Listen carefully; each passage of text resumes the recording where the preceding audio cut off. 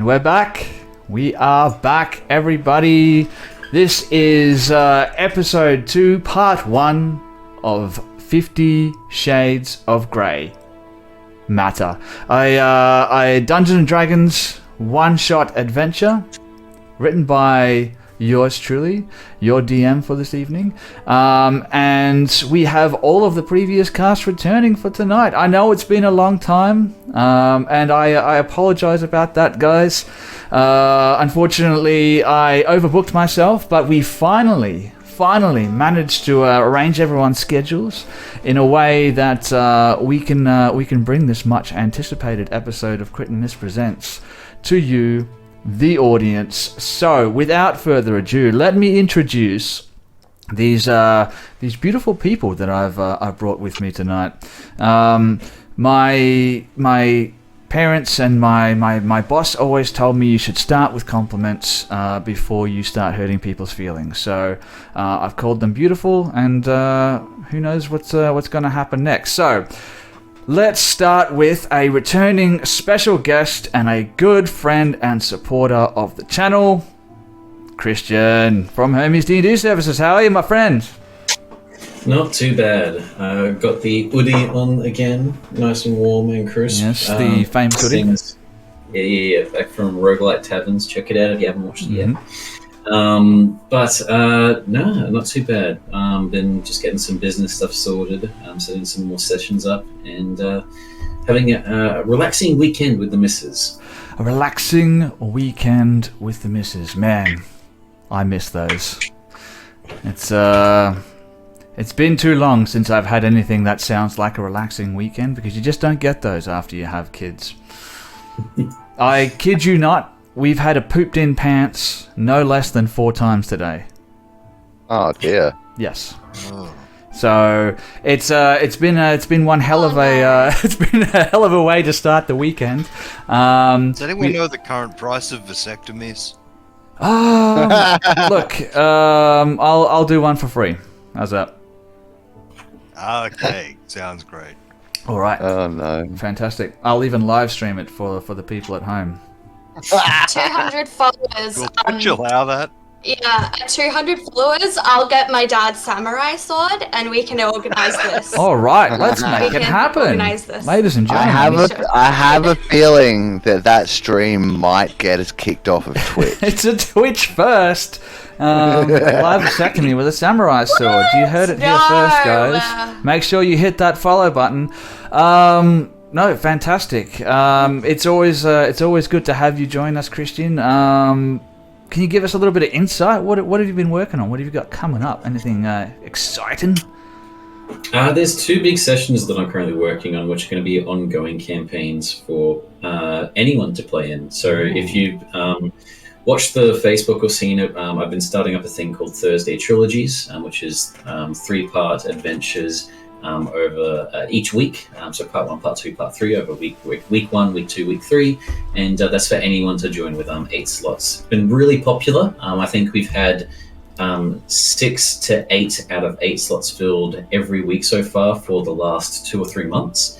And so I'm expanding, where I'm now also going to be doing Monday night, same time, and Friday nights for another 2. So 3 nights of the week doing these. But the other 2 ones are advertised on a new website I found called startplaying.games, which is like Uber Eats for Game Masters. You basically just look at all the people that you want to play the game with, and then you jump into a seat. So it's kind of like what I'm doing for Thursday Trilogies, but they help out with a bit of that advertising and stuff like that. That's so cool. Setting up a game on there at the moment, and it's a bit of a combination of like a medieval Stranger Things, I guess. It's like a combination of the Far Realm and all of that jazz, with a small farm town, and so it's a bit of a horror / detective campaign. A little bit. You described it as being a little bit like Uber Eats for D&D players. Does that mean they arrive 3 to 4 hours late, if at all? No, and also you don't get refunds. So I guess we're the Uber Eats that takes care of the employees. And they don't arrive cold after having taken the most sequentious race to the city to get to your house? Hermes D&D is always on time. Hermes D&D is They're always just- on time and never cold. That's awesome, man. I might have to look into maybe jumping in on one of those myself. Who knows? Money back. I'll I'm intrigued. return the favor and destroy one of your adventures with some Yeah, ridiculously that overpowered sounds character. Yeah, Give it a 100%. try. Amazing. Let's move on to Mark Hillman, everybody, the DM for Tales from the Rogueslight Tavern, and local musician. How are you, man? Good, man. How are you? Yeah, let's not get too deep into that. Yeah, okay. I wanted to start everything Yeah, off on I'm a good good. note. Alright, fair enough. What you been up to, huh? You been doing any gigs? Yeah, I played at the casino last night. That was a bit interesting. Just on the floor at the sports bar. It was really nice sound, actually. They got this, like, the big curved wall that's in it that the big screens are on. We just sort of set up on the corner of that, and it's just like one speaker out across the casino floor and a little one tucked into us. It was just like sounded crisp, decent crowd. I've never played in there before, so it was a new experience. Kind of cool. And when you finished up, you jumped on a blackjack table and threw it Hell all down no. on Red 37? Hell no. I actually got specifically advised by, through my booking agent, that it was like, so you're not allowed to gamble while you signed in as a contractor. If you want to gamble afterwards, you have to go and sign out and then come back in as a guest. To be fair, working at the casino in and of itself is a bit of a gamble. Yeah. Ah, No, the house always wins. Working at the casino is pretty much the only way to win at Yeah. their games. Because if you play the games, you lose. But if you actually make a wage from the poor suckers playing the games, you kind of win from the games. I mean, he makes a good point. Like you do, but- you do always lose just That's a little true. tiny part of your soul. Which of course, Yeah. if you're a redhead, it doesn't really matter because you probably don't have one. So I don't know what color your hair was before it all disappeared, Jeff. Well, if you look at the edges there, Oh yeah, there's still a little bit of red there, just hiding in amongst the greys. and a bit of white and a bit of brown, I'm Neapolitan. Just throw in a little bit of pink, and we've got a bit of Neapolitan ice cream. But I don't really want to think about eating your beard or putting your beard in my mouth. Again, Too late. I understand, and I do not blame you. that's a stream for another time. I do it every time I eat. Again, what is it with us and coming up with ideas that are going to end our channel tonight? Jeez. Once you settle on a running theme, you just gotta ride that toboggan all the way down to the bottom Pretty of the sure hill. beard eating is not in Twitch's terms of service. If you run a beard eating stream, they'd probably have to allow it because they didn't have a thing to disallow. Good evening, Valiant. How are you, my friend? why Thank are you for we joining us. even talking about the logistics of this? Well, we haven't started talking about the logistics yet, but if Not we're just yet. going to, We'll get there. you know, like what kind of sauce are we going to have with this beard to help it go down a little bit easier? That's you know what? Save that for after the Eating a short beard. break. Okay, give people a reason to Okay. hang around. So, There's plenty. Alright. There's plenty of sauce already there. ooh, no, This is that's a topic I'm gonna leave now. you really got to shampoo your beard, my friend. Speaking of Don't saucy forget the beards, conditioner afterwards. It's how you keep it soft. Jeff, how are you, my friend? What have you been up to? What do you got coming up? I am good. I've actually got myself a new laptop, and I'm coming to you live from my own house in my little corner here. You notice we don't have an echo going on when either of us speaks now? Yeah, it's nice. It's a nice change, and it is a little bit of a clinical background that you've got going on there. I'd like to And see. it is, and it's a bit closer to my beer fridge. That's always a plus. Yeah, Jeff, you need to get some of those, like posters and stuff you used to have up in the old flat up behind you there. Yeah. Speaking of things that will I've get us still kicked got off some of them Twitch, left. probably not. No, a it's good got idea. some really good like gaming related posters. Oh right, okay, all Yeah. right. Stuff from And Star Wars Fallout. and I've got a really good one of Optimus Prime carrying A Leader 1 in his arms to be repaired. And there's Lots of great ones. You're a man of Yeah. taste. You're a man of taste, and that's When you, that's why I'm always happy to have you join us for one of our streams, Jeff. Oh, you shit. could, al- He's- you could he's always not set up easy, your sir. Transformer shelf behind you. Sorry, Christian. What was that? I was Not enough just, space in my room. Sven just said he's a man of taste, but I'm pretty sure we all heard his horrible dad jokes before. I did tell you keep them for when we go live. So no more dad. Oh Yeah. wait, now, just keep them going, Now. rapid fire. We are live, so weapons hot, ladies and Yeah. gentlemen. I was gonna say, are we not live yet? Next up, we have everyone's favorite kitty cat eared streamer. It is Grace, also known as Thrash the Troublesome. How are you, Grace? I am good. On a little bit of a lag, Yeah. ladies and gentlemen, Grace is experiencing some technical difficulties. So if things seem a little bit slow, I'm sorry. no, these things happen. These things happen. I'm sure we'll get it sorted out. It just means that some actions in the game will have a grace period. There we go. See, we promised it, Yeah. and you're getting it. I feel like this is going to be an extremely popular stream tonight. I would like to inform all the viewers at home that since Jeff doesn't have kids and his dad jokes are on like just another level, we actually call them Jeff jokes and have done for about a decade. I really hope I don't have kids. Well, we won't None that talk he about knows this. about Are we anyway. taking psychic damage or? think we should start I'm happy taking to. I psychic feel like I'm damage. taking psychic I'm damage. happy to institute that rule if you want to start taking psychic damage. I'm happy to do that for you guys. Thumbs up for psychic damage, No, everyone. Grace is just no? taking psychic damage. No, Christian's not a fan. And I also don't want to get sued by Dungeons and Daddy. So if you're watching this, whoever it is that runs They that would stream. never sue us. They're too cute. No, I think they would. Now you Behind- said that, they won't. Behind the screens, I think they're real corporate types. They're gonna go straight to litigation. You watch. In 1 month's time, I'm gonna get an email saying cease and desist. They have gone pretty far to stop third-party Transformers creators. Skull, everybody. Thank you, Mark Hillman, whoever you may be, No idea who that guy is. and Nathan. Nathan's joined us as well. Hi, Nathan. Good to see ya. Yeah. Okay. Great. So, like I was saying, this is part 2 of 50 Shades of Grey Matter. I said that wrong. 50 Shades of Grey Matter.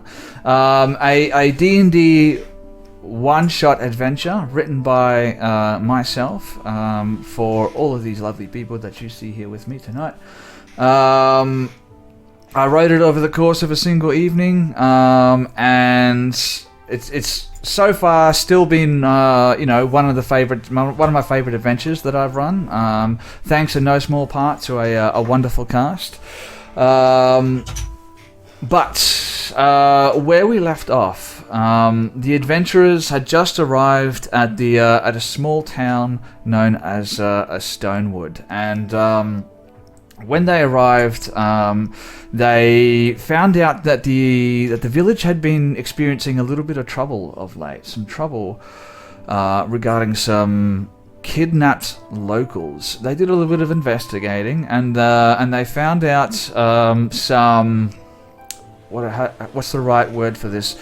Contradicting information. Some of the local rumors suggested that it was a dragon that kidnapped the people. Other people were saying that it was giants that did the kidnapping.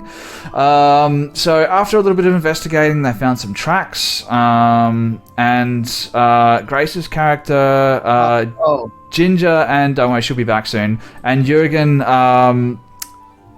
Went and I was going to say interrogated, but interrogated isn't the right word. See, told you she'll be back.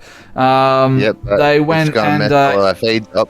interviewed a witness to one of the kidnappings, a young girl at an orchard called the Betherwick Orchard, whose father had been kidnapped. just a couple nights before, and she explained to them that a large man with grey skin and a bald head had kidnapped their father in the dying light of the early evening. With that information, the heroes sort of grouped themselves together and followed the tracks, and the tracks led them through the forest and up towards a local mountain range known as the Grey Skull Mountains. They found a hill giant who had been sort of just hanging around sort of the entrance to the Grey Skull Mountains, accompanied by a large dire wolf. They decided to engage the hill giant in combat. They've pretty much made pretty short work of the hill giants. Ginger cast reduced size,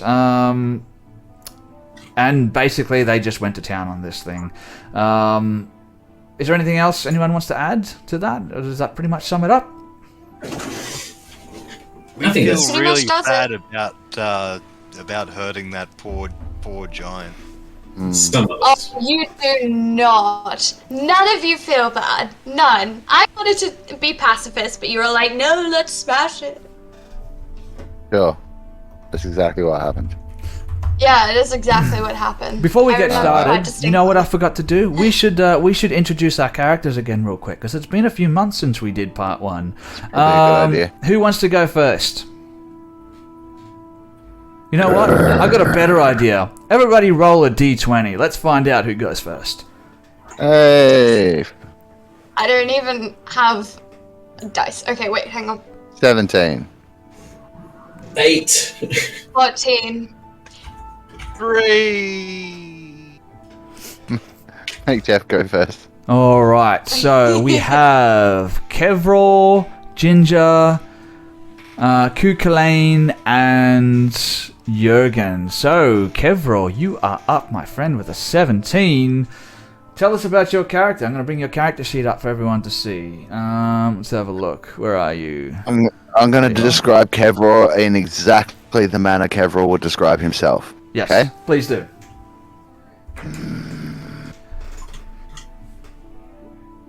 Okay, you got that, everybody? That's the very fine details of Kevril's character. I think that really sums up the very A lot of nuance. the very much inner workings of his psyche. Pretty much. Give me a second to write it down. Yeah, so Kevril is a bugbear, but he doesn't like to let people know that fact. So he's generally covered head to toe. He's got a long coat, studded leather armor, hood over it, mask, goggles, like hidden as much as he can. And then he carries around a great big two-handed glaive. Has some cool little boots that let him float around and do some cool stuff. And he's generally, All right. likes to drink a lot. Class and race. What was the class and race? Did we touch on Race was bugbear, class is barbarian rogue. a bugbear, barbarian, edgy rogue? Yep. There you go, ladies and gentlemen. Rogue, if you will. That And he's good buddies with Doc Hovel over there, Mr. Jurgen, is Kevril. from their time in the mercenary company together.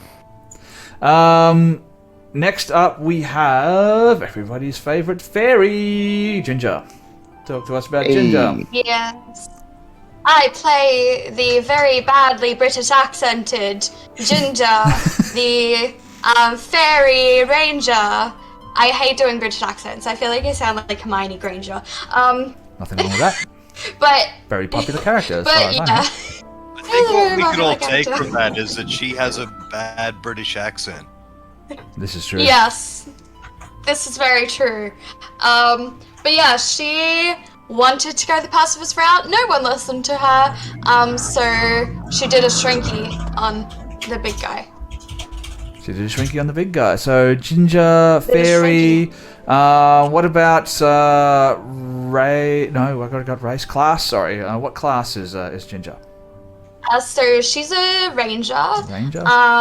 Specifically a beast hunter. I think that's what it's called, like a beast hunter, beast killer, beast something. Her whole job is just to kill animals, pretty much. Well, not animals, but beasts. Oh, jeez, Peter. Hope you're not listening. What? Peter's going to be emailing me soon. Well, the RSPCA. Oh. We actually I thought you were talking about like a man called Peter, and I was who's Peter? So not only can I look forward to an email from Dungeon Daddies, Peter's going to be on my ass soon too. I'm going to be drowning in litigation.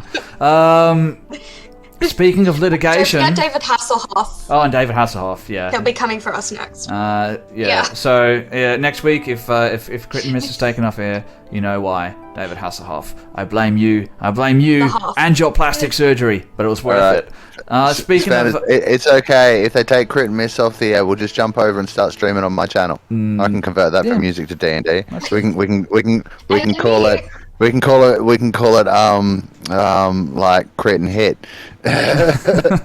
Well, like I was saying, speaking of hitting now, who was next? I think we had Christian talk to us about Cuchulainn. Well, talking about hitting,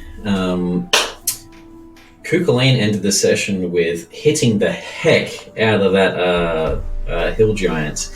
If any of you go back and watch it, there was a little cinematic scene of Bon Jovi and Cuchulainn spinning and jumping off of the mountainside and then thrusting as he's leaping through dimensions with the blink spell. It was very epic, so trust me. But Cuchulainn is a dragonborn, amethyst dragonborn from the new Fizzbands book, who was trapped in the Far Realm with aberrational creatures and is a wizard, the Blade Song wizard. So I'm a magical fighter. So watch for some amazing sword play in today's session. Yes, it was Valiant. It was Bono. It was Bono. Not Bon Jovi. Not Bon Jovi. Bono. And unless he's magically changed him into Bon Jovi now, like who knows? It's Was it Bono? I don't know. I'm Bon Jovi the leave it up entire to. time. I'm gonna leave it up to Christian to see which songs he wants to. It was Bono. Yeah. I'm googling. It was the Bono, but you might have to the sing "Living on a Prayer" now if it's Bon Jovi, which frankly is far harder than you two. We're gonna run out of Bon Jovi songs real quick. I don't know about that. Yeah, I've got a Bon Jovi song ready, so it makes sense. I mean, Cuchulainn's crazy, so Yeah, right. And speaking of things that make sense, Jeff, talk to us about Jürgen Dockhovel Klanger something again. What's Cracker Carnival. Cracker Carnival, that's the one. Cracker Carnival. Well, if you look at him from the outward, what you'll see is around about 7 or 8 feet of metal armor. Basically a giant ale can. He likes to cover himself, but deep down underneath, he's a gentle Goliath paladin who wants only to redeem the wicked and smite the people who cannot be redeemed. He's a very friendly, heroic character, very charming, and his lunchbox will be available shortly at I wanna see that artwork still of Dockhovel and Ginger interviewing the young halfling girl. Yes. Still one of the best images. This towering giant in full plate armor and this tiny little fairy talking to a young halfling girl. Don't forget the child holding a rabbit. And the child holding rabbit? that The was rabbit. yes, that's right. What did we name the rabbit again? The Leafeon. That's right. We didn't. Well, it is a Leafeon. That's sort of how I described it, but I don't really ever think we came up with a name, if I'm being honest. All right. Well, now's the time. Okay. You're on the spot. Wabbit. What? Wabbit. No, I think the viewers really deserve more than that. Look, I'm going to give you a couple of minutes. We're going to finish up this. Cute. We're going to finish this up. When we come back, you know what? chuck your suggestions in the chat. Those people that are watching live, and for those people that are watching live, the new card system is in play tonight. So if you want to give the players a little bit of a benefit, or maybe you want to give the DM a little bit of an edge, make sure you redeem those points, and you can buy some cards for the players to use whenever they want to. It goes into a global pool, and they need to decide when they want to use them. Except for the one that goes to me, I can use that whenever I want. So just a reminder, you can buy advantage for the players. You can buy them a health potion. You can give them guidance, sort of like a once-off extra 1d4 to any roll. You can give them a natural 20, or if you're feeling like you want to make things interesting, you can redeem some points and get a Wild Magic Surge card, which is up to my discretion. Whenever someone casts a spell, I can put that into play, and we roll on the magic on the Wild Magic Surge, and we find out what fun little things happen. Or if you're feeling really generous, and you just really like me and you want me to be happy, you can buy a natural 20 for the DM, and I highly recommend it. It's always a good time. If you want to see the players give you the worst angry face you've ever seen in your life, make sure you drop some points on that one. So I'm just going to get rid of those now. I have a question regarding those. I'll allow it. You'll allow me to do what I want to do, or you'll allow my question? I'll allow your question. Alright, so what's the rules on players in the game spending their crit points on these cards? Oh, I don't know. This is true. I feel like I have enough to buy one of each. Just saying. I feel like it's almost betting on yourself. I feel though. like that too. I don't feel like a that's little fair. I think unfair. that takes a little bit away from the viewers. So no, let's keep those under your hat for now, guys. Alright, just cost yourself a nat 20, Sven. I can live with it. I tell you what, that's the only one you can buy. What? No, it should go both ways. The corrupt It should go officials. both ways. Come on, we're mature adults here. Hello, We're Savvy mature Goldsworthy. adults here. Speak for yourself. I don't think anyone's ever described me as a mature adult. And look, I don't. mean, In my experience, maturity is not a prerequisite for a person that goes both ways. It's not a prerequisite to be a parent either, apparently. Because I'm still managing. Despite the mountains and mountains of poop. Just poop everywhere. So that's sort of where we left off. let's be honest, we're sitting around playing a board game, so I don't think it's very mature. Yeah, look. I like pretending to be cooler than I actually am. Here. Let's get back Yes. into it. So you guys had just you pretty much made short work of this hill giant. He had sort of covered himself up and was sort of in a fetal position, trying to defend himself from you guys. And his dire wolf ally was sort of standing over him in like a defensive position, baring his fangs at you guys. You're in this clearing in the woods. Just where the grass is sort of turning to like a thin sheet of snow cover. Let me just bring something up and I can play some sound effects for us. There we go. So yeah, you guys you see this happening. This hill giant sort of covering himself up, and he's kneeling down, and this wolf is standing over and baring his fangs at you guys. And the giant's just like, no, just leave me alone. Go back where you came from. What? In do you giant, I will say, okay, we'll stop. We won't hurt you.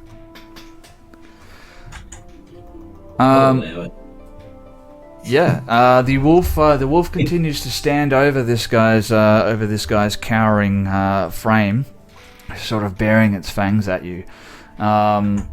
he's just like, just go back.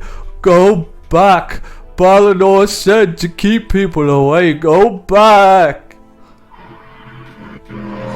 It's Balinor. What can you tell us about Balinor? No, just go.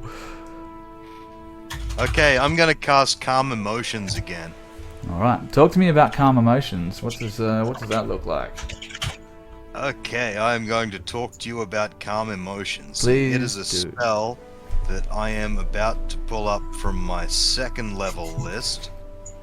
I'm actually stalling as I pull it up. No, that's all right. Here we go. You attempt to suppress strong emotions in a group of people. Each humanoid in a 20-foot radius sphere centered on a point you choose within range must make a charisma saving throw. A creature can choose to fail this saving throw if it wishes. If a creature fails its saving throw, choose one of the following 2 effects.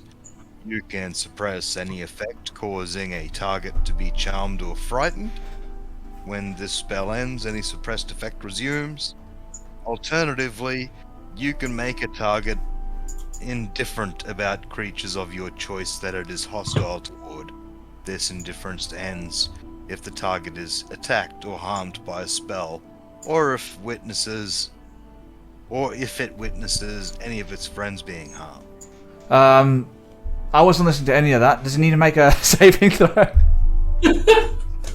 I just have one. Save is Charisma 13. I just have one potential possible flaw in this plan. Do giants count as humanoid? Yes, I'm going to say that mean- they do count as humanoids to me. They have. I mean, they do in the classic definition of the word humanoid, yes. Yep. But in the D&D definition of humanoid is what I was wondering. Yeah, no, they're not classed officially as a humanoid on their stat block, but they are humanoids to me. Yeah, cool. If you see the picture of one, it looks spitting very image of humanoid. bear, so we can tell that it's humanoid. Okay, excellent. All right, so needs to make a charisma saving throw. That's right, and I need to mark off a spell slot under my second levels. This is probably going to surprise you, but charisma isn't actually this guy's strongest attribute. So Really? Yeah. We managed to convince us to be nice to him. Really? not too bad though. 14. I He's got the a impression he was a killer. bard. He passed, Jeff. 14. Yeah, unfortunately, that's just not going to be enough. He continues to wave his hands at you guys and sort of swipe you away. He's like, What have you done to me? Ah! Blaine's going to walk forward, push Jurgen to the side, pats on a bit of makeup on his face, and is going to cast Friends. So I just have advantage on persuasion checks. Look, I could easily kill you right now, as I've still got all of these spells from last session. I've got, just for everyone watching, if you weren't tuning in last time, I'm currently vibing with Long Strider, Jump, Mirror Image, Haste, and Blink as Kukulane is their Super Saiyan mode. Look, as my friend has kindly tried to ask, we mean you no harm. We will let you and your puppy live. We just simply need to speak to Balinor. We have a gift for Balinor. And I'm going to click towards our fairy friend Ginger to bring forward the sculpture that we have. Okay, so Ginger's sort of gonna pull it out from behind, from her rucksack, and hold it in front of her and fly sort of towards the giant. And then as she sort of does this, I'd like to cast, this is probably gonna come back to like bite us in the ass later, but can I cast just Cure Wounds on the giant? And just say, look, we meant you no harm. They were just being protective of me. I'm sort of small, I'm not sure if you've noticed. Saw you, they were like, big thing. Trying to attack small thing. We must protect small thing. So, I understand things got lost in translation, but that's okay because I'm going to heal you now and you're going to be totally fine. So Cure Wounds, you have to actually touch him to do that, don't you? I will, not even just out of Yes. respect of not wanting her to be caught in danger, I will hold her hand before she can cure wounds and just like whisper, it's okay. My makeup's gonna do the trick. Don't worry about healing this fool. And turn back towards the giants. So, Balinor. Oh! He raises his club above his head as Ginger sort of comes towards him. No, you did this to me. Make me big again. Make me big so I could squash you all. But I'll get We'll you make you guys big to again. roll a persuasion check, and tell you what, you can roll that one with advantage as well if you want to. Evro's floating just above that bit where he's sitting there on the map, and he's just like waiting to dash in and stab a motherfucker if anything goes south. I'll get you to roll an insight check for me, Kevril. Okay. I got a 10 with the persuasion. I'm so good at these. I rolled a 12. Well, Alright, so we got a... Ooh, I need to scroll down a little bit so I can see what happened. So we got a 10 on the persuasion, and we got a 12 on the insight. So let me just roll something here, find out how well this works. Okay, That one. yeah, That not one. too bad. That one. Not quite, but pretty close. So I'll tell you what. With your 12 on your insight check, Kevril, you can see that this is mostly just posturing on his behalf at the moment. He may be dumb, but he knows enough now that he's outmatched. And with your 10 on your persuasion check, it's still going to be enough. He lowers his club a little bit and says, "Make me big again." If we make you big, you Can tell do us about that. Balinor. Deal? Correct? Oh, yeah, deal, yeah. Okay, you big, we know Balinor. And I'll like nod towards Ginger. I think we're good now. Ginger can sort of lean in. She'll be like, "There's one problem. I don't think I can do that again." Oh, you're concentrating on that spell. You know that if you stop concentrating, he'll go back to his normal If I snap it? size. Okay, sweet. Okay, well, I'll turn to the giant. I'll be like, "Well, I mean, of course you'd need to tell us the information first. I'm not just going to make you big again and you tell us nothing and continue to smash us. Information, please? And then I promise I'll make you big again." Roll another persuasion check for me, and I'll give you advantage as well. Just with Let's the see, help of Ginger your is friend. not good at this. She's not good at this. Has a 22. Yeah, that'll do it. And not good at it. I For swear. not good at this, that's... A 22 will do it. So you said you're not good at this. Do you have a +5 to persuasion? I do actually. You I are just good at this. realized that as I was I- saying she's not good at So it. you are good at this? I'd hate to see what you considered a not. Like, I'd hate to see how high you think it would be to be good at something. Oh Right. look, I'm just terrible at throwing fireballs. It's I want a character with that voice and next, I have Jeff. a 0 to intelligence. That was lovely. Fireball. He sort of Come here, slams come here. his club on the ground and kicks up a bunch of dirt and dust. He's like, what do you want? What does you want? We want to Balinor. know what's happening here. Yes. Who is Balinor? Why are you here on his behalf? But Balinor isn't my brother. He is my brother. He looks after me, and he says unto me, he says, "Watch this pass. Let no one get past me." He says that to me. We came here. He says we would be left alone. I says, little people never leave us alone. They always hunt us. They never trust us. Yes, that's true. We do hunt you. So you stay on the good path, otherwise we're going to hunt you more. Balinor, your brother, does he look like you? No, Balinor is bigger than me. Balinor is grey-skinned. Balinor is smarter than me. He looks after me. But he isn't being weird.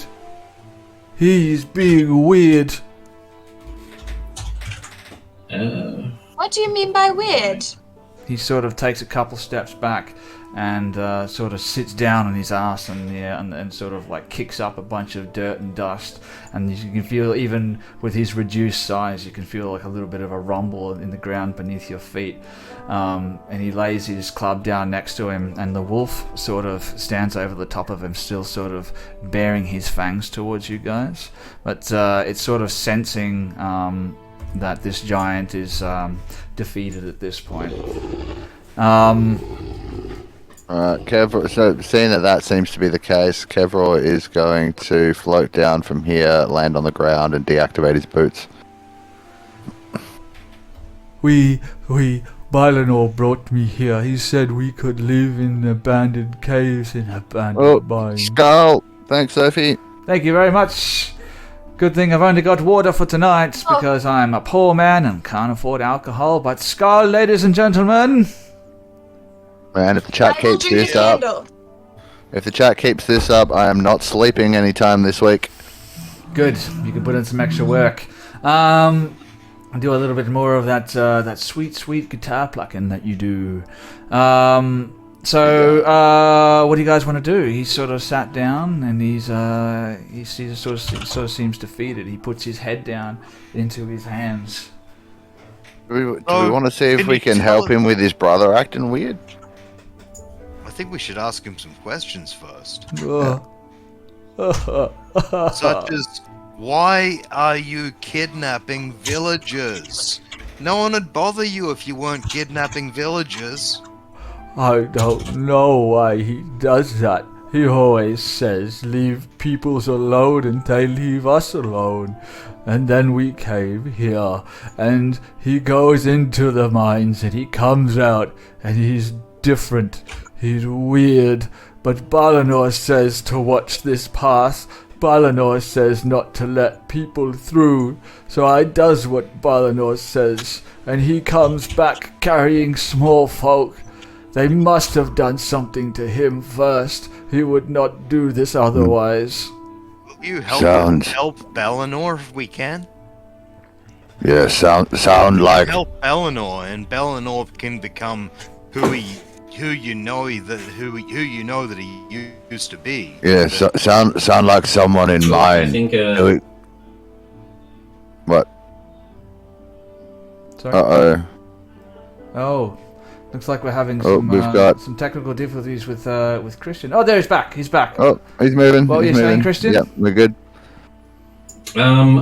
When he mentions that he went down to the cave and came back different, this is going to trigger Coupelane a little bit with all of the aberrational creatures that he knows where he kind of grew up, because all of them, majority of them, it's not even like metagaming or anything. If he's grown up there, nearly 90% of aberration creatures affect the mind and usually try to enchant, control, or enslave other people. Can I do some sort of either investigation check or arcana check to possibly think of any sort of creature that would be strong enough to control a, from as far as we're aware, a stone giant? Yeah, look, with the very little information that you have available, all you know is that he went out there and came out and it was acting different, and it's also with a very unreliable source of information at this point, so I will set the DC kind of high, but you can roll something if you want to roll something, but you'll get very limited information out of this. Yeah, it's just like a clicked clue, I guess, with a private eye, and I'm just seeing if I think of anything. I'll do, they're all the same. But just because it's aberrations, I'm going to do an arcana check, because that's kind of like a nature check for them. Yep. Oof, a 24, 18 plus 6. Okay, so 18's pretty good. Got to give you something for that.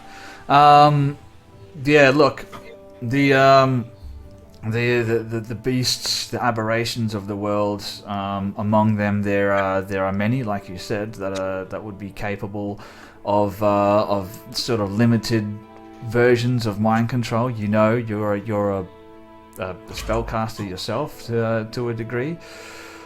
You know, there are spells that are capable of controlling people's minds. Most of them require, have limitations in as far as how far they can reach, and you need to keep people in sight and all that kind of stuff. So, yes, it's within the realm of possibility that this is something caused by an aberration.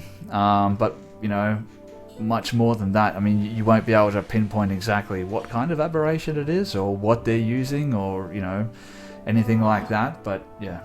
Yeah. Okay. Sounds like something in mine messed with his brother. May have also been some sort of spell, possibly. Maybe not a creature, which unfortunately leaves it open for a large range of things that could be in there. If it is affecting, if it was spell, something still had to cast spell. Yes, exactly. I'm just not sure if it would.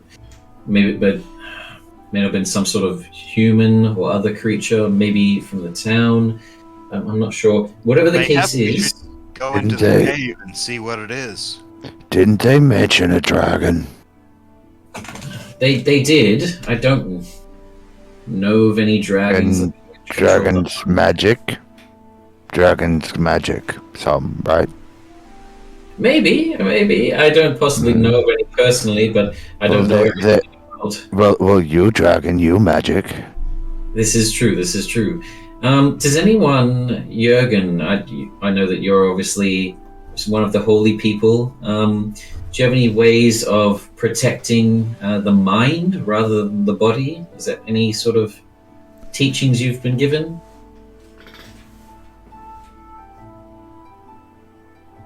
Oh, looks like we're having... Oh, no, he's there. He's just reading. He's thinking.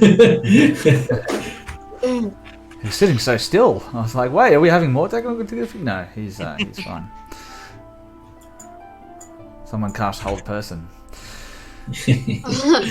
IRL. I mean, I'm not sure if it's helpful, but perhaps I could use protection from good and evil. I mean, Ooh. work. That sort of magic would especially be useful in this sort of a situation to protect our mind. Okay. Sorry, I gotta go deal with something. I'll be right back. Just give me 1 minute. Just keep on role playing. Alright. I'm gonna take this opportunity to get more beer. Oh, I will say I like how the plan is going so far. Okay, because Sven is away and we have a chance to metagame. Audience, don't snitch, no snitches. Snitches get stitches. Yeah, right. I'm thinking to take a look at it. Jürgen has Bless. He can cast that on all of us, which will give us a D4 on top of any sort of wisdom saves or charisma saves or intelligence saves we might need to do. That's a really good idea for Kevraw. And then just to quickly check out our stats, Jürgen's for those three are all pretty banging. Mine for all three of them, other than charisma, are pretty banging. What is Ginger's intelligence, wisdom, and charisma saves looking like? Because there's a chance. intelligence is a flat. Charisma is a +2, and what'd you say? Wisdom is +1. Yeah. Okay. You don't want to know what Kevraw's are. Well, that's what I was thinking. Your Sorry, very unprofessional of me. Where did we end up? With Jeff getting beer and us metagaming. So we tell the audience not to dob us in, but as soon as he asks us what we're doing. Ginger, I reckon you either do it on yourself or Jürgen. Jürgen. Sorry, no, yeah. Sorry, yourself or Does it do Kevin. multiple people? Well, that's what I was thinking. At Upcasted, do you get to choose multiple targets, similar to like Long Strider and Haste and stuff like that? Well, it says until the spell ends, 1 minute or 2 targets protected. So I assume if I upcast, it's gonna. Well, it should say on the spell if you have it as an option in like the next level below. If it's not there, then, or even if you actually click on the spell, it should say on below the description, cast at high levels, etc., etc. It's got it. It can be cast at a level 2, but it doesn't tell me. No, okay. It doesn't. It just does. It just says you can do it, and I was like, I could just cast it twice. Yeah, that usually just means that you can cast it with a higher spell slot, but if it doesn't say that it gets you any extra benefits, then yeah. Protection from evil I am and good. back. That's good. Mud Brew! Hey, Mud. Thanks for joining Somebody. us. Your favourite friend No. of the You can do it channel. twice. It looks like it's one person. So either doing it twice or at least just on one of you two is definitely the best option. And then I'll Yeah. just do it twice. Okay, We're looking at 0, 0, neg 1 for my mental stats. Okay, you need that. While yeah. you guys are having this conversation, he sort of takes his head out of his hands and he looks up, which is, you can see like a big massive tear rolling down his face. And you see his dire wolf pet sort of sit down next to him and sort of lick him on the face. And he's like, Aww. he grabs it by the fur and like gives it a big scruff, but he looks back towards you guys and he says, You will help Balinor. To be honest, We can, yes. Of I course think will. we might actually be able to do that for you. What is your name, by the way, big one? Oh, my name is Oscar. What is you? Oscar. Is that correct? Oscar. Yeah. Yes. I'll say My to name. him, you can call me Doc, and then I'll start using my medicine skill and first aid kit to tend to his wounds. My name is Ku. You can call me that. Ku. Ku is a weird name. You is a weird thing. This is true. Have you ever seen? Actually, good point. I'm going to look around at all of us here. Kevro, I know that you don't like this. Do you mind taking off your helmet for a minute? Okay. Okay. Hi, buddy. Me, Kevor. And then pulls his hood back, and pops his goggles off and pulls his mask down to reveal the fact that he is in fact a bugbear, not a I'm human. going to ask Jurgen to take off his mask as well. Okay. A score.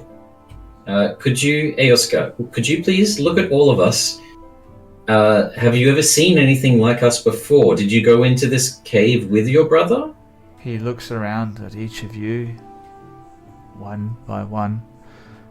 No, he points towards Doc Hovel. You look a bit like my brother. I've not seen anything like you, or the little fairy. Okay. And you never went in the cave with your brother? No. When we Okay. came, Balinor says, wait. Balinor sees if anything is in there. I wait. He takes a long time, and then he comes out and is different. Okay, well, we should be able to help him. Jurgen, we looked into your magic while you were grabbing beverages, and you have the ability to bless our minds. Wink, wink, nudge, nudge. Bless our minds. To bless your minds. Yes, to bless our minds, our bodies, our attacks. Yes, we very much require your blessing. 100% we do. We're gonna need it. Without the ing. Got it, but not now because we No. hurt this guy. Yes, correct. Yes. Oscar, would you be able to lead us to this cave and we can help your brother? No. Balinor says, wait here. I wait here. You did also say Balinor's different and weird now, right? Yes. Are you worried about him? Yes. Okay. Well, we may be able to help. My friend you see is helping you right now. I'm going to point to Jurgen. And my other friends turned you back to normal. Actually, she can do it right now, Ginger. I don't think you've let that concentration go yet, have you? Oh no, I haven't. I probably should do that. So I'm just gonna like snap it off. See, we can help you, and we can also help your brother. So, By the way, maybe- how much have I healed this guy with my medicine skill? Do you have the healer feat? Yeah. It's really That's just a good for. question. It's really just about bringing back people from Yeah, being unconscious yeah. and all that kind of stuff. You only actually do actual healing if you have the healer feat, which I can't remember if you had it on this guy or someone else. I know you had it on someone. It But does yes, you sound s- like something he'd take. You see, we can Healer, help. yes, he's got healer as a feat. Okay, so it's what, Yeah. D8 plus something, isn't it? D6 plus 4. D6 plus 4. So I'll roll a D6. But my friend's here. He's helping you and healing you, and we can also help your friend. But we don't know where the cave 7 is. health. So, did someone heal Aosgood? Is that what's happening? Yes. That's right. Yes. For 3 Doc. points? 7. It was 7. 1d6 plus 4. Alright. Tell me what the spell looks like. Oh no, this is like a bandages. This is a healer's Yeah, kit. this not is a actually spell. Oh, actually a healer's kit, a but with the healer's healer feat. Okay. I'll Yeah. see if I Alright. can share it. Yeah, How do you do that's that? okay. Just tell me what you're doing. He features a number of like wounds in his neck and legs. So, how do you patch him up? Feed him some Panadol. Well, I go through all his limbs, bandage them up, stop any major bleeding, especially around the torso, feel around in certain parts of the torso and make sure there's no particular organ bleeds that have happened in the meantime. Mhm. And do I have lollipops? I don't know. I'm sure a medicine kit. Check your inventory. I'm sure a medicine kit has to contain at least a couple of lollipops for the kids, right? You'd expect It has to. No, you have lollipops, and you give him a lollipop, and he takes it in between his forefinger and thumb, and it's like tiny, and he looks at it, he's like, oh, what is this? And I just Ginger just sort of gestures without saying anything. She's like, no. You eat it. Oh, I eat this, and he just puts the whole thing in his mouth, stick and all, I saw that coming. and just swallows it. Oh, She's sort of, this is good. What is this? it's a lollipop, dear friend, but you're not supposed to eat the stick as well, just the red part. Oh, but the At crunchy top. part was best part. Well, we can feed you as many sticks as you want, but you need to take us to the cave. We need to help your brother, remember? Oh, okay. But I don't know what to do. Okay. He grabs the end of his great club, pulls it up, and he uses it to sort of stand up from his seating position. You can see that he's obviously got some knee issues, but he pulls himself upright, and you can visibly see the dire wolf Varley sort of calm down a little bit. And he points up towards the path in the direction that you guys were coming, and you look up that way, and you can see that the path sort of is like this stone sort of track, not paved or anything like that, but it heads like very steeply up into the mountains. And when you look up that way, you can see that further up the incline, you can see there's like a steady like snowfall. Okay. Guess we'll follow up. Well, we better be off then. Balinor and cave is up this way. Follow We'll me. follow up. And he starts sort of lumbering off up the hill. Boom, boom, boom.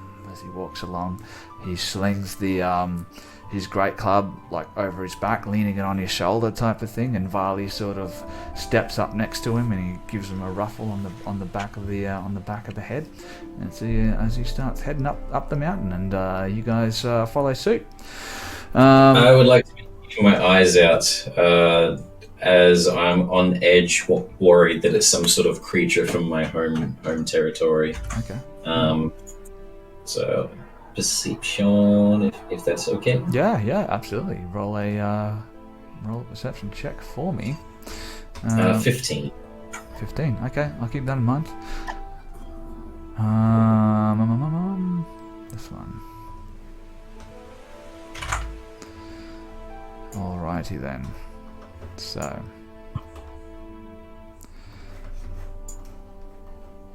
By the time you guys approach the peak of the mountains, there's a steady snowfall has begun. The wind is howling across a rocky clearing ahead, and through the moats of snow you can see there's winding sets of mining carts that sort of converge on a single rail that leads towards the darkness of a cave entrance. Seated on a rock in front of the entrance to this cave, you see quite clearly a greyish blue-skinned giant.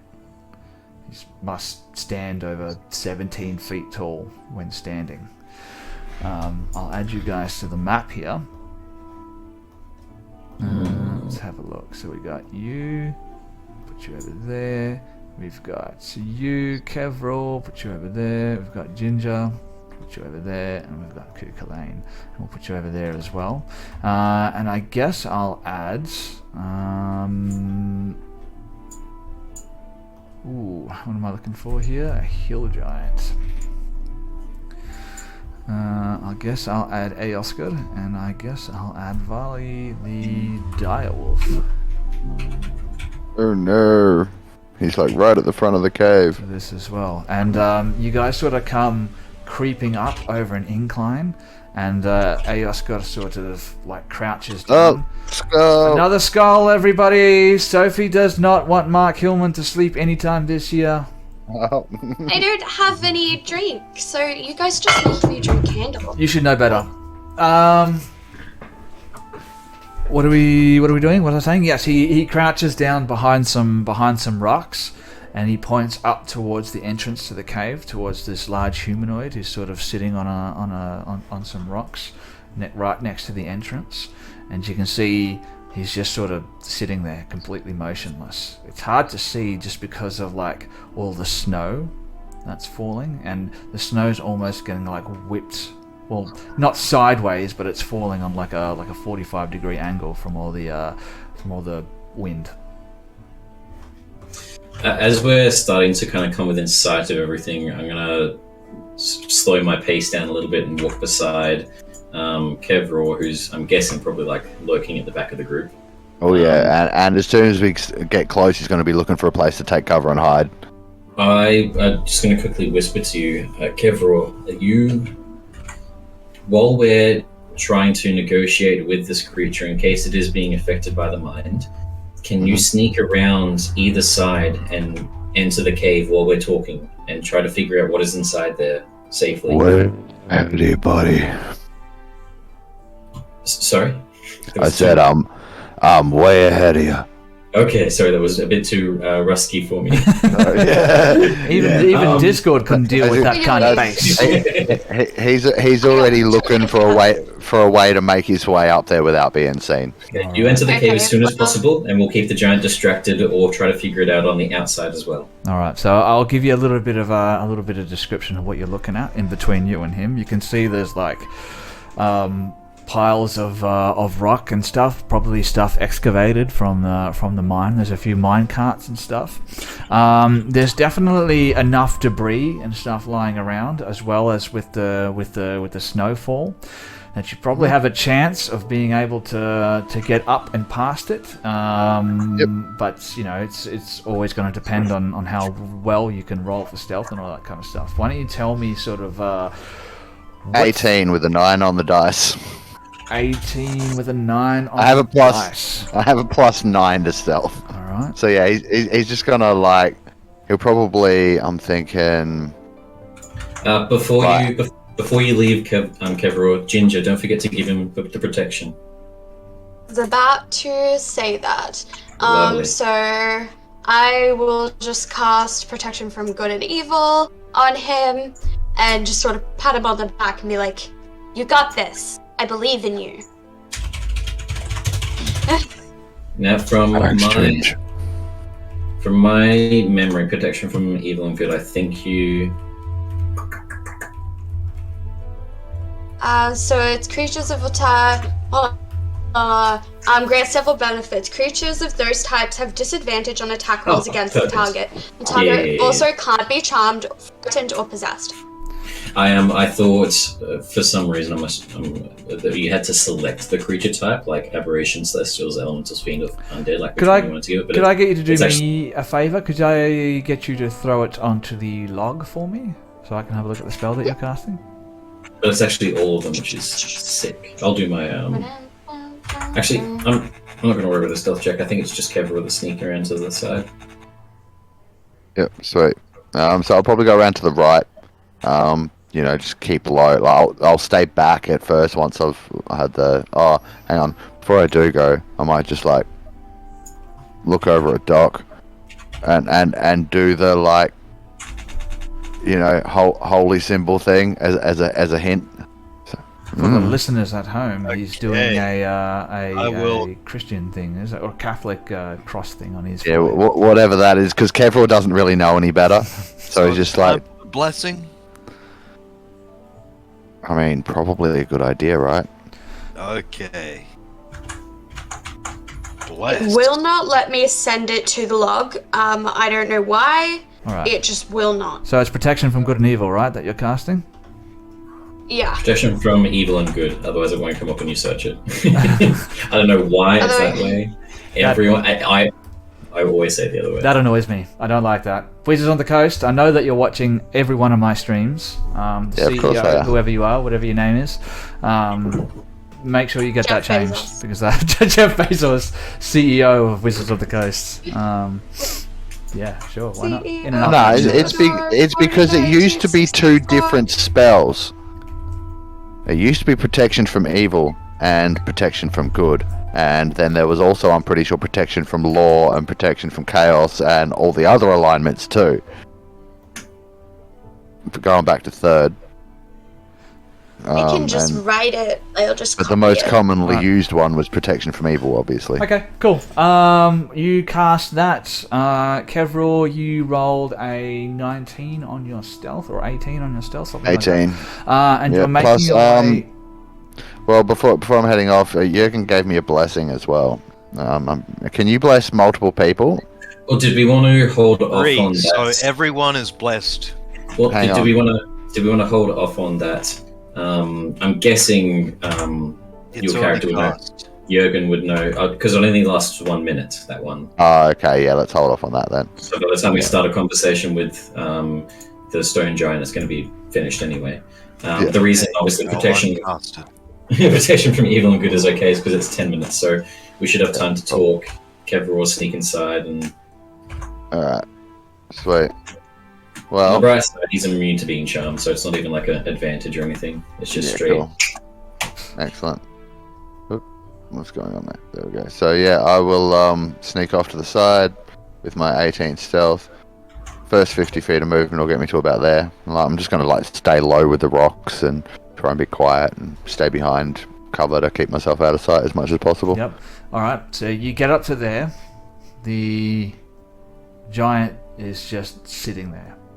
Just completely still. Just straight I'm going to back. ask Ioska to introduce us. He looks back towards you and he seems hesitant.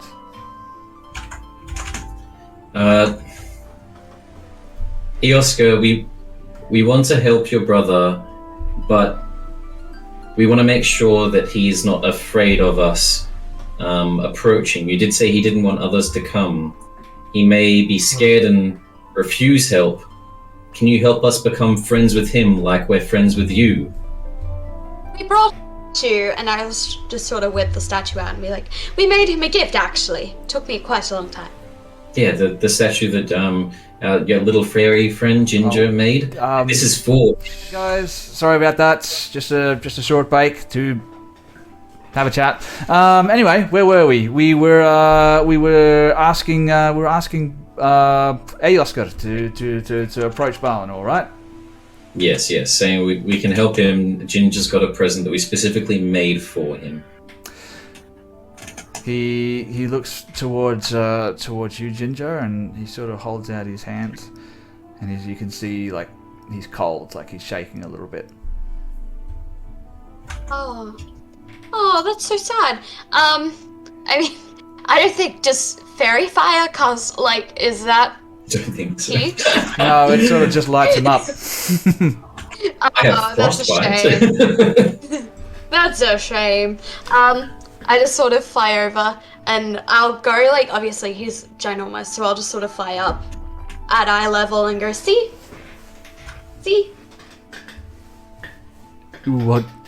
want me to give this to Balinor? Well, we'll give it to Balinor, but we hopefully can use this as a way to become his friends as well. So could you help just introduce us? Tell him our names, like my funny name, Ku, Ginger, Doc. Doc. Yeah. You Where's, tell him us. where's the other one? Oh, he went back to the humans just because he didn't want any of them hunting you. Oh. Okay.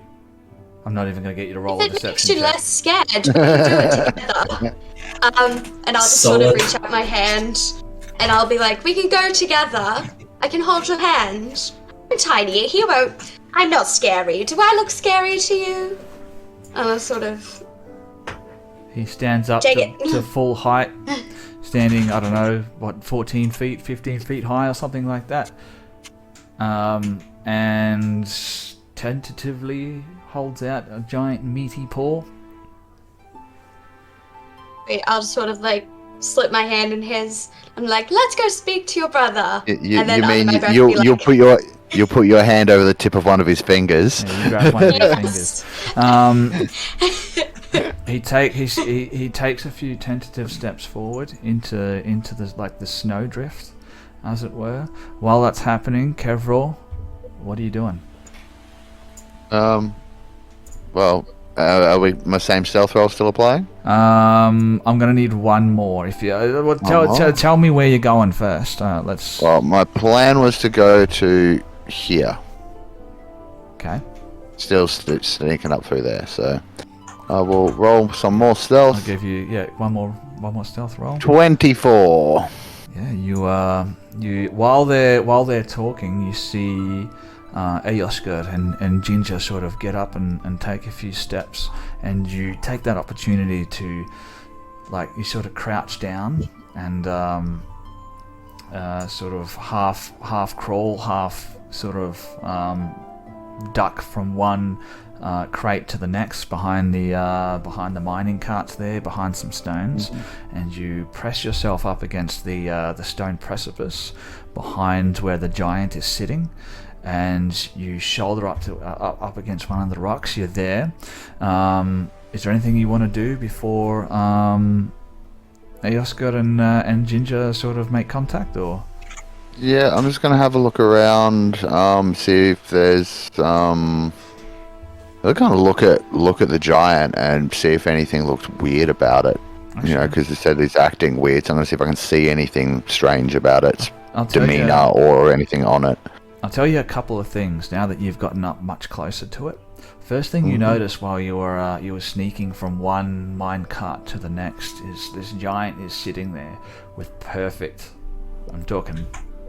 stature, bolt upright, and when you get up to that position sort of behind him, you sort of peek over the rocks a little bit, and you can see it appears there's like something on his head, just sort of half off to the side. So I'll get you to roll a perception check for me.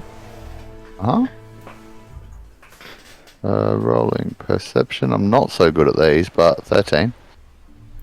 13. All right. With a 13, I'll tell you. Yeah, it appears there's something on his head, and from the way it's sort of positioned and the size of it, it's too small for his head to be a hat or something like that. And the way it's sort of sitting, it's sort of defying gravity a little bit. You would expect, because he's got like this, like huge forehead. And a huge bold head, and it's sort of sitting there, it's not falling off, so you imagine it must be attached to his head somehow, but you can't quite make it out in this in the falling snow, because it's sort of obscuring your vision, and he's just sort of sitting there, just bolt upright. There's something on his head, and he's acting weird after he went into a cave. It's not a tumor. Like, I feel like I want to shoot the thing off his head. And you also see Eoska and Ginger sort of step up, and you hear like this booming voice, like this deep baritone voice of Eoska. Balinor! Balinor! And as he says that, you see for the first time this hill giant head just sort of pivots in the direction where he heard the sound coming from. Let's roll for initiative, ladies and gentlemen. So, I was about to say, I'd like to just hold there rather than going into the cave, hold ready to, if shit pops off, shoot that thing in the bloody brain box. The thing that stuck to its head. Tell you what, it didn't know you were there. I will allow you to have a surprise round. You and you alone. I roll my initiative and then I'll do my surprise round. Let's have a look here. All right. 11 on the initiative. 11 on the initiative. Okay, so yeah. You will be acting in a surprise round. Everybody else, let's talk about your initiative roll. So we have Kukulane, what'd you get, buddy? I got an 18. An 18. Ginger, holy hell, what did you get? Yeah, a 27. I don't know how that happened. Ginger's been rolling really well. I feel like this is maybe going to be your backup character for Out of the Abyss. This is a good character. So we have I already have a backup character for Out of the Abyss. Ginger, Kukulane, then we're going to have Eoska, then Jürgen, it'll be you, with a 14 rather, then we have Kevro with an 11,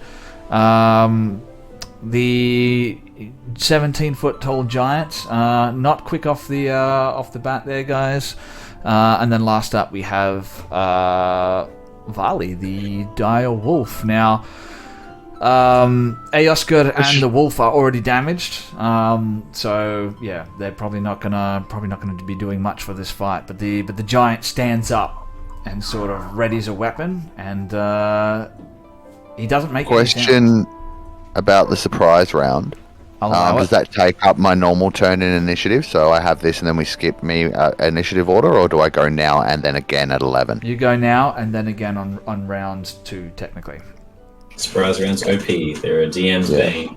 Yeah, right. Yeah, especially when you're above that. Yeah.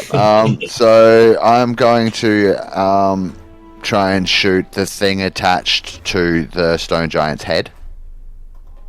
With my crossbow. Okay then. I tell you what, I like it. I'm gonna give this thing a difficult AC to hit, and what happens when you hit it? I guess we're just gonna have to find out, because it's a small item. We'll see. Yep. Now I have advantage because he doesn't know I'm there, correct? Yeah, sure. Why not? I'm pretty sure that's how that works. I'm going to make this 20 to hit. Oh, definitely not. Not quite. Ew. And it's not quite enough to hit him either. So your crossbow bolt just whistles past his ear, but he doesn't even turn to look. All right, amazing. Then we go to the top of round 1. Right. Unless there's anything else you want to do in your I mean, surprise round. I'm probably gonna float up high enough in the air that it won't be able to fucking hit me. Oh, I didn't even. Yeah, just in case he did notice and isn't showing it, I'm just gonna like go up. Like, so how tall is he? Like 15 feet tall? He's Or like 17 foot tall and 17 yeah. foot tall. And he's probably got pretty long arms. Yes. So I might go up like 30 feet. Okay. 30 feet. You sure? Hang on. He's not gonna have a 20-foot reach, right? Who knows? Surely he doesn't have a 20-foot reach. Who So knows? yeah, I'm gonna go 30. I'm gonna go 30 feet up. Okie dokie then. Well, let's go to the top of round 1 then. If that's all you want to do, you fire a shot. It whistles over his ear, and he reaches down behind the stone that he was sitting on, and he pulls out like this carved great club.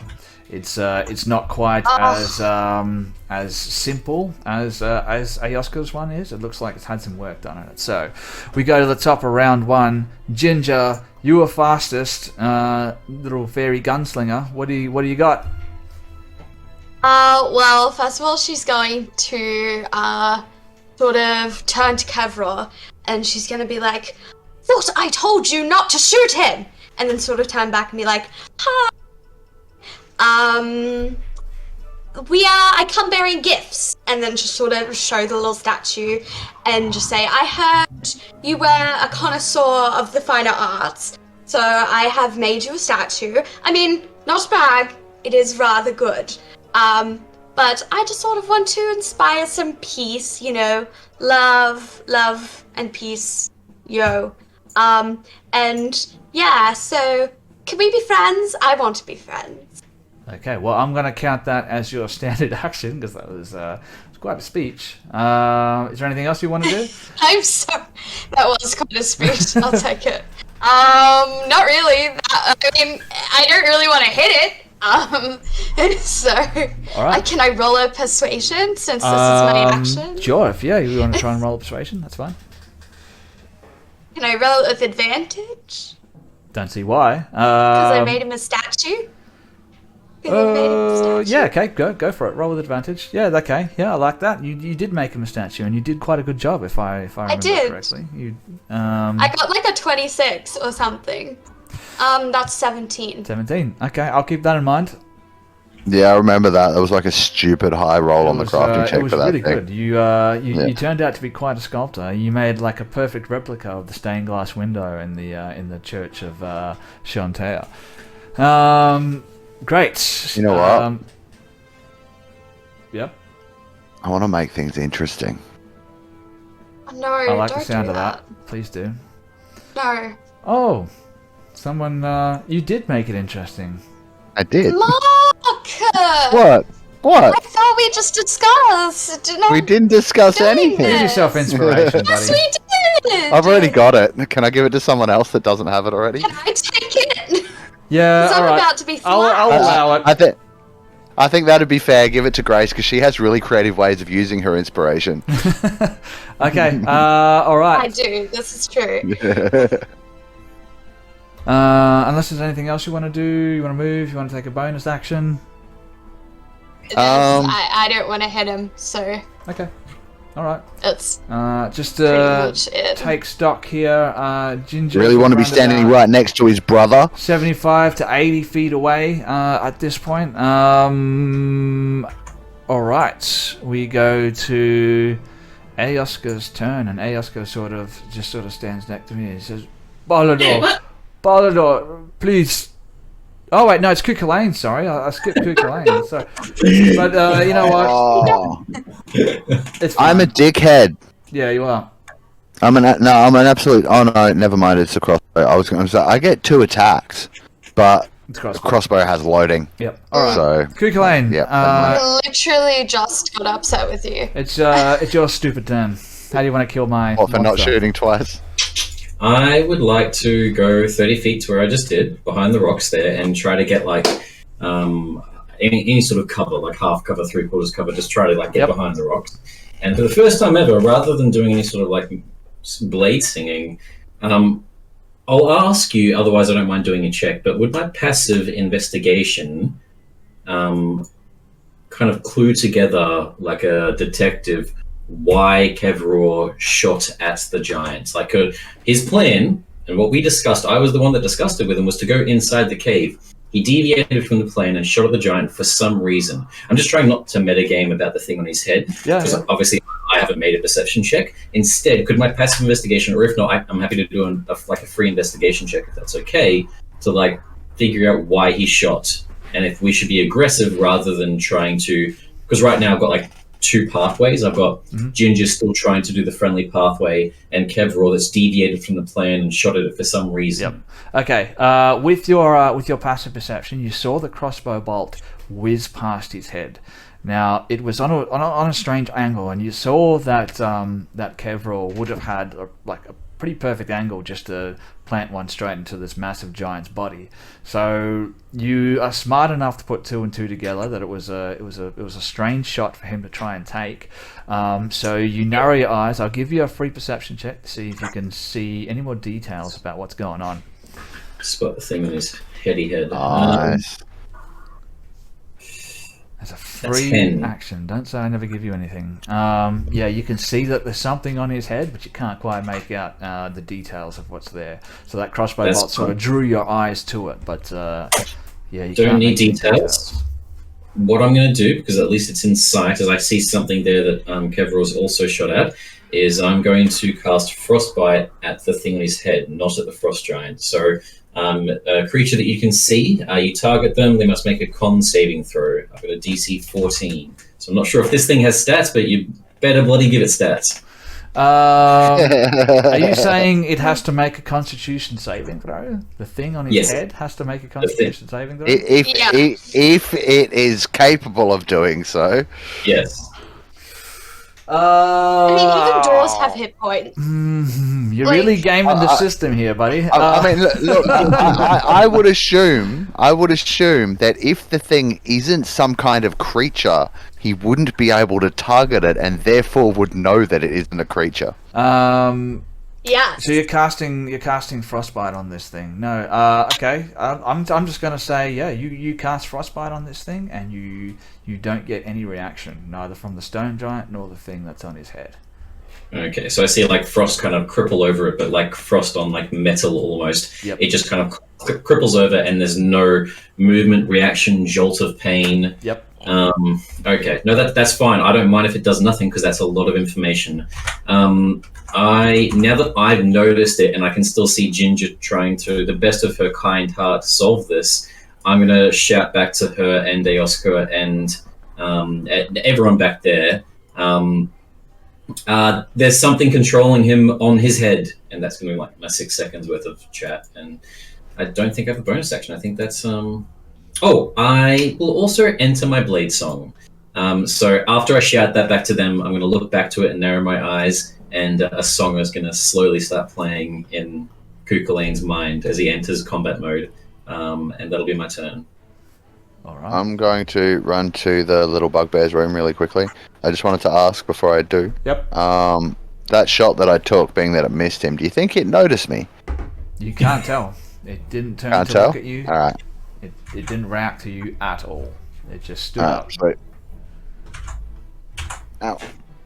Alright, I'll be right back. Okay, now it's Eoska's turn. Eoska just stands there and is like, Balinor, these people, they come to help you. Just please let them help. And he just stands there, and that's all he does. Doc Hovel, you're up. Okay. Wow me. Well, I'm Captain going Hindsight, to where move forward. we should definitely cast that bless, Captain Hindsight. Well, how far does Bless stretch? It may not be too late. We can definitely get it on us three. I reckon at least that's 30 feet.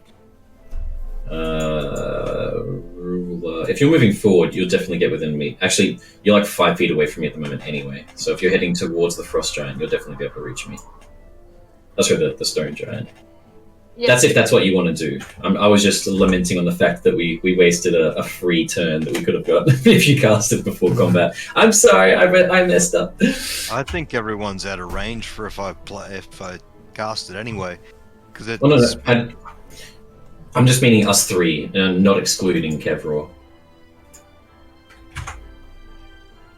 So yeah, I suppose. Yeah, if I'm going from there, yep. Okay, I'll change my movement just slightly so I'm there, ish, and that way I can actually reach every motherfucker while I just walk through there, and I'll cast my blessings upon you and Ginger, and let's just put one on Big and Giant here, because he looks like he is probably one of our best chances at this point.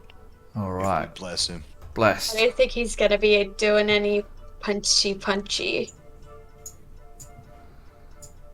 Blessed.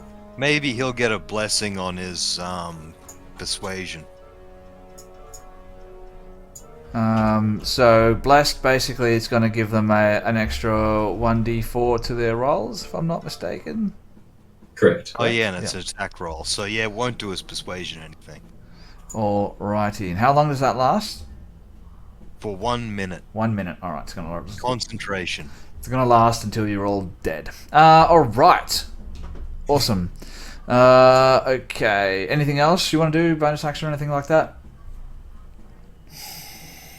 No, I don't No? believe I can do any more At than this that. point? Awesome. Alright.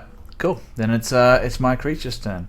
What do I want to do? This is when things get fun. I do want to. He is going to move the full complement of his movement, straight towards you guys down there. So 40 feet. All right. So the surprise round does skip my turn this round. Is that right? Wait, where were you? I'm at 11. I'm above this guy in the initiative order. Wow, I keep skipping. All right, never mind. He's still over there. Take your turn. Fine. Okay. So I missed stuff. Are we assuming we're in a fight now? We're trying to. It looks like it. Yeah, my turn, I shouted out that it's got something on its head, and Jurgen's turn was stepping forward and blessing us four at the back here. So as far as you're aware, if you quickly glance at us, we're getting combat ready at the moment. Yeah. Cool. And feel free to go nuts, guys. If you have some crazy idea, throw it at me. I'm gonna make it work. I'm gonna yes and everything that you give me. So. Well, almost everything. Crazy idea. So I'm going to fly to here. Yep, and come down level with him at the same time. So I've moved 15 feet across and probably 15 feet down. So maybe 20 feet or something total. Yep, I'll allow it. Yep, 20 feet. Yep. And that puts me within 15 feet of him. So I'm going to have 2 cracks at the thing on his head with my glaive. Alrighty then. I'm going Because to roll just for it. people at home, I am 15 feet away, but bugbears have plus 5 feet to their reach, and a glaive is a reach weapon, so I have a reach of 15 feet. Tell you what, I'm going to give this thing on his head, his AC plus 5. If you miss entirely, you miss everything. If you get in between his AC and its AC, you're just going to hit him in the head. But if you hit that AC, then you're going to... Something fun will happen. We'll find out. Okay. Excellent. So I'm assuming I don't have advantage anymore. So, wait a minute. Bonus action rage. Because let's not be a dipshit about this. I will rage first. And then I will attack recklessly, so I'm at advantage.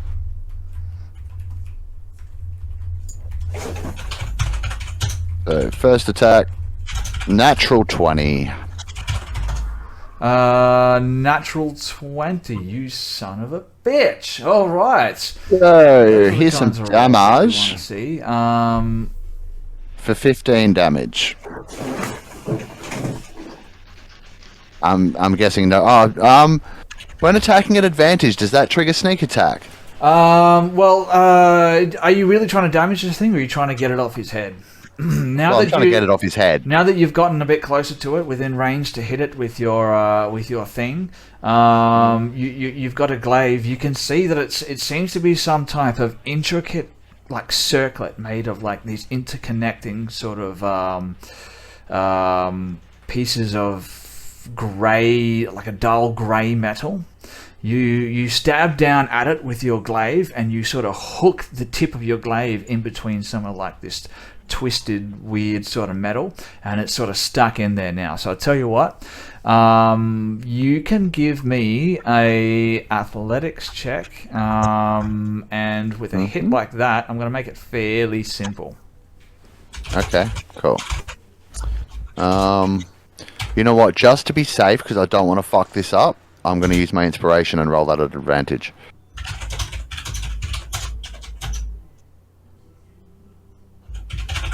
Really glad I did that. 25.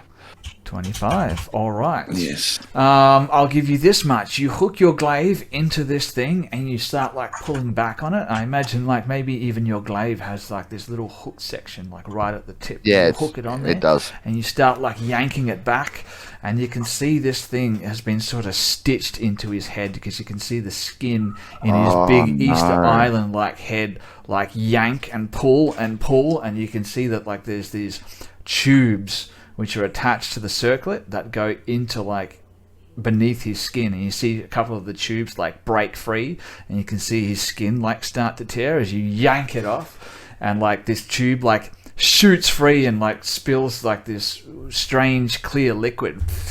Ew. And the giant falls down to his knees as you yank this thing, and you have this circlet sort of hanging on the edge on the end of your glaive, and the combat actually comes to an end. We can go out of initiative order. We can go into. Whoa! You're covered in brain pus. We can go into Good idea. I had such a good idea. Cinematic mode. Empire Strikes Back him. Sorry, I was gonna guys. Empire Strikes Back him, and you killed it. What, you were gonna kill him like they killed the AT-ATs? He doesn't die. No, I was gonna hook its legs. And Yeah, then like they killed the AT-ATs. Yeah, totally. Yeah. He, I mean, I was gonna that- do that. That's brilliant. I'm really sorry you didn't get to, but I'm really glad Yeah. that he's not going to kill us all now. He doesn't die. You yank this thing off his head, and you can hear this gross, wet squelch sound as it sort of releases, and you can see blood like start to pour out from this like open, gaping wound in his head. It's like the size of like a hat, basically, and you've just pulled that skin straight off. So it's just, and scalp wounds bleed a lot, so a lot of blood just starts like running down his head, and he falls down to the ground, sort of clutching his head. Oh! Doc, I think you need your help now. Medicine. All I right. am using my healing kit and my healing skill. You need some more Panadol. Quick. Can I cast Cure Wounds? Yeah, That's do probably both, I best. reckon. I think do both. I'll allow it. Okay. I'd like to and- cast Cure Wounds. Yeah, and Kevro's just like still floating up there for a minute, and he's just like holding the glaive out at arm's length, keeping this thing the fuck away from him, but not dropping it in case it does weird shit. Fine. While they're doing the healing stuff, Ginger and Jurgen, I'm going to head over to Kevro, and I want to do an Arcana check to take a look at what the hell that thing Kevro has is. Yeah, cool. I'll float down as you come over, and maybe like, is this a mining cart next to us here, Yes, it is. Sven? Yep. I might just place it down on top of or inside the mining cart, so it's like, you know, not on the ground, but not actually touching any of us. Hey, just for the record, I healed the bastard for 7 then, Okay. but I'm also gonna lay on hands and give him an extra 5. I'll tell you what, with the healing check as well as the healing provided from Ginger, keep your lay on hands. It's enough. You can see like the flow of blood start to staunch a little bit. Like the open wound is still there, and he's clutching his head, like he's got both hands on his temples.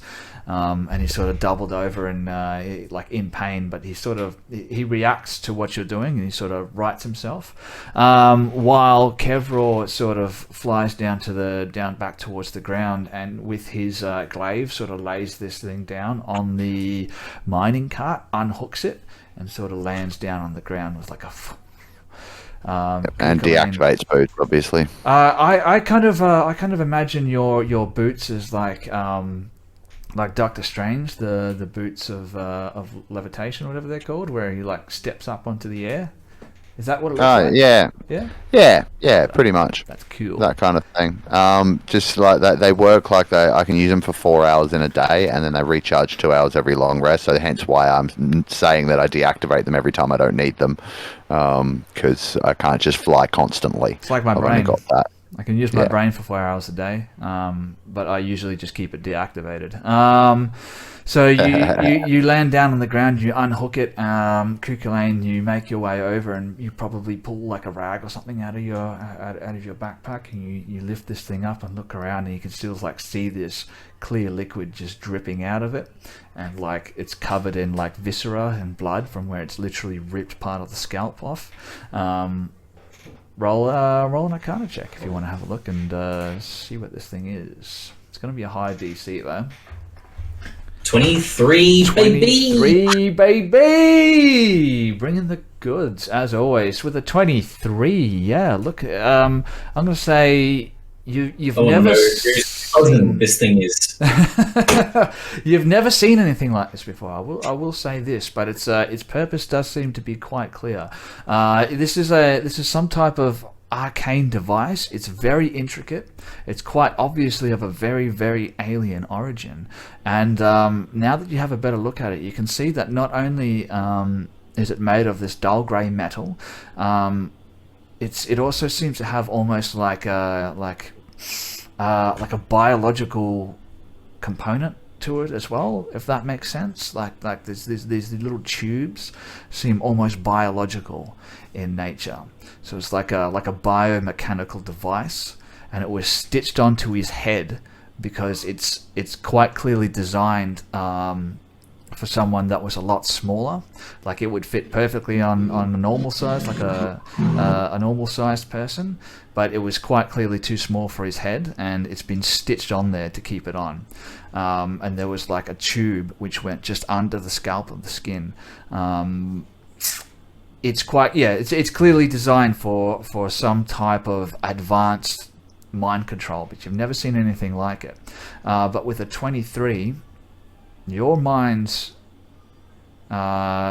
your mind is sort of drawn to a certain conclusion. Even though you've never seen anything like this before, its design sort of sparks recognition. Do you want to take a guess? So, the main D&D player in me is thinking just mind flayers, but I've been doing a bit of research lately, and the dull grayness aspect of the metal, I don't know why, but it's giving me Slard vibes, the frog people. So I'm kind of ripping towards either one of those at the moment. You're, Christian, not quite on the same page as Kukulane. Kukulane's getting more Mind Flayer vibes from this. Okay.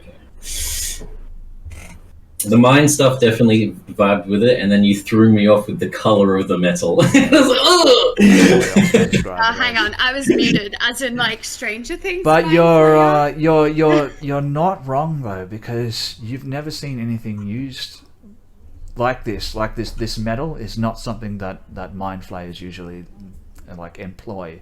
Their mind control is usually different. It's psionic mind control. They don't need to use anything like this.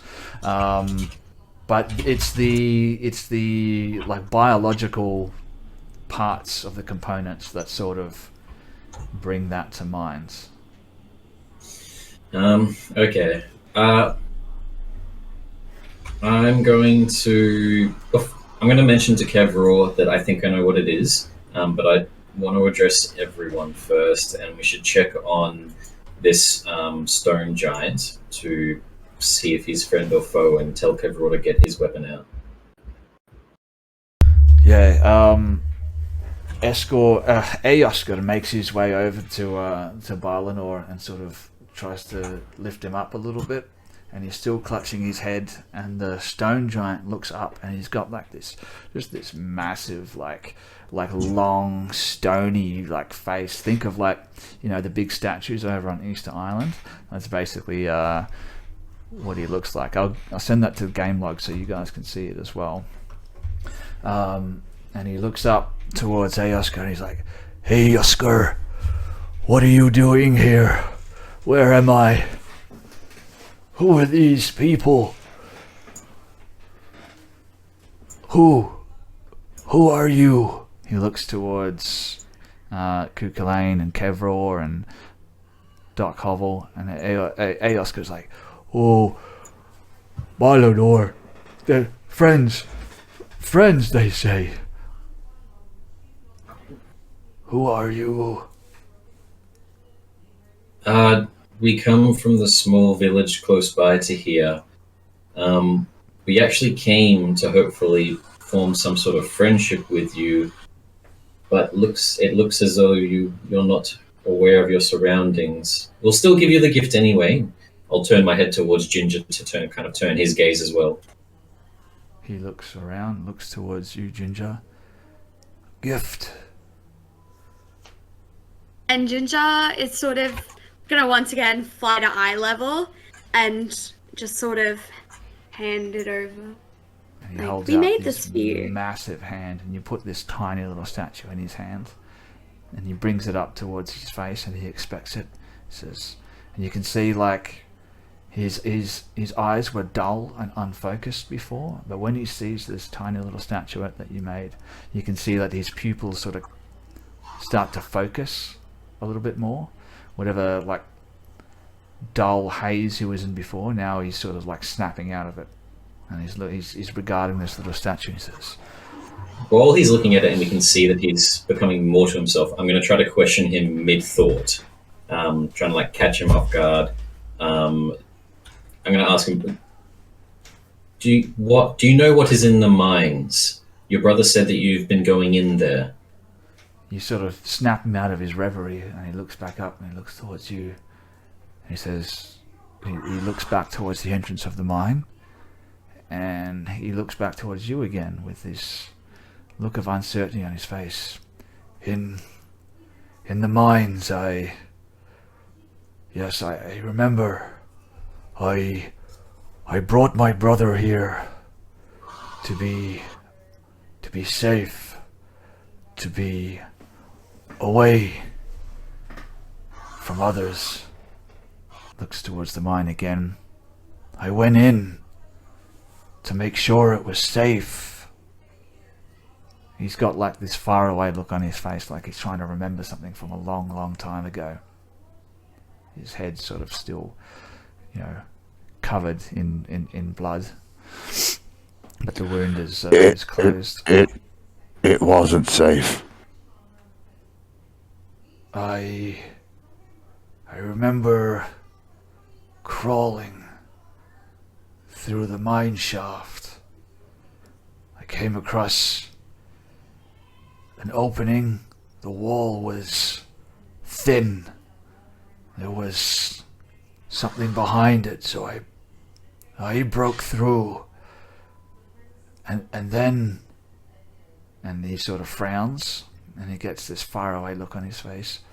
And he grabs his temples again. He's like, oh, I can't remember. There was something else there. I'm going to frantically start kind of drawing on the ground with one of my like talons, claws, I guess. A basic image of a mind flayer into the snow.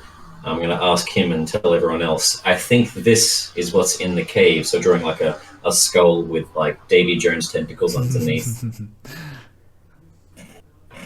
Yeah. He quickly puts his hand on it and wipes it away. He seems uncomfortable even just looking at it. Okay, I'm going to turn to the other guys. I think this is a creature I'm not overly familiar with, but I had heard about them from the Plains of Aberration. They're known as Mind Flayers, a disgusting race that, as we were worried, takes over and enslaves others, and it looks like that's what they've done to our friendly giant here, Valinor. Head hurting monster bad guy. Is that what you say? Yes. I know like these. Kukulane comes to a sad realization. I'm gonna tell everyone, I feel like Valinor has been bringing humans to the Mind Flayers to place more of these helmets on.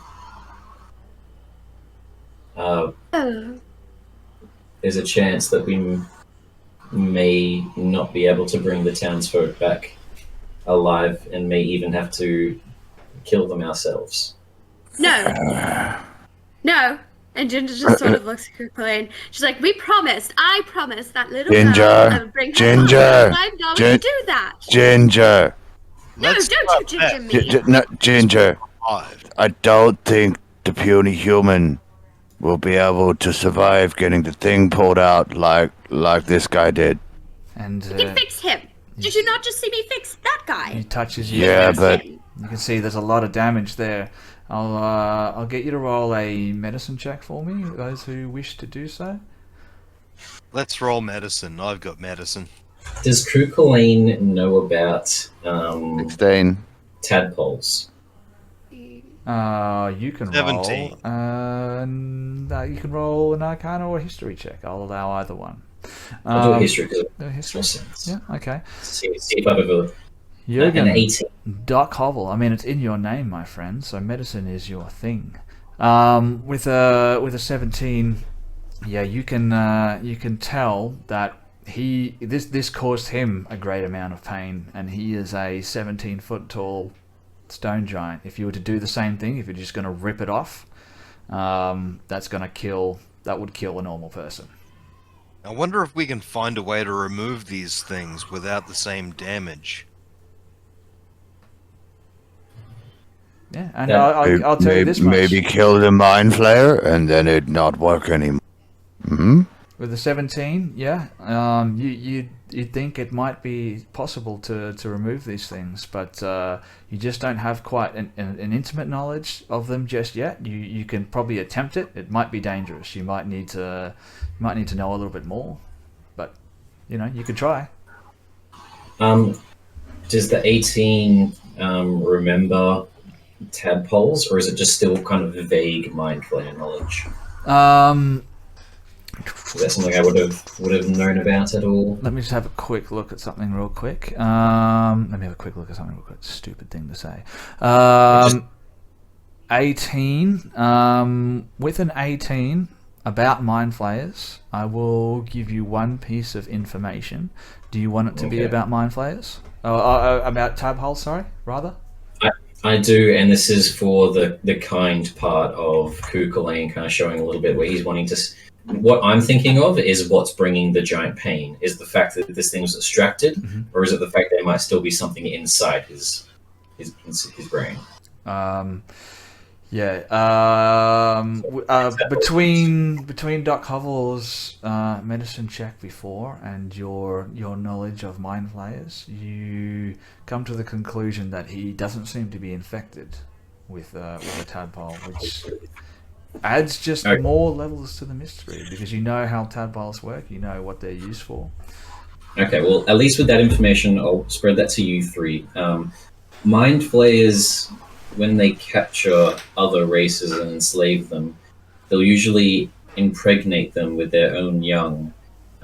Small, squirming creatures, similar to frog tadpoles is what they are. No. They No. they insert them into the brain. No. There. Well, No. my worry about this, Ginger, is that when this is usually done to another race, it will turn them into a mind flayer. So the citizens may no longer even be inside this cave. But what worries me more is that, Valinor, our friend here, does not have one, and he has a device I have never seen before, or heard of before, or studied before in my entire existence. And hearing this, I think for the first time in this entire sort of time that you've been knowing her, Ginger is about to do her first impulsive thing, and she is literally just going to get her bow, knock an arrow, and use her full feet of movement to start going into the cave. If someone wants to stop her, they're more than welcome to, but I will contest it.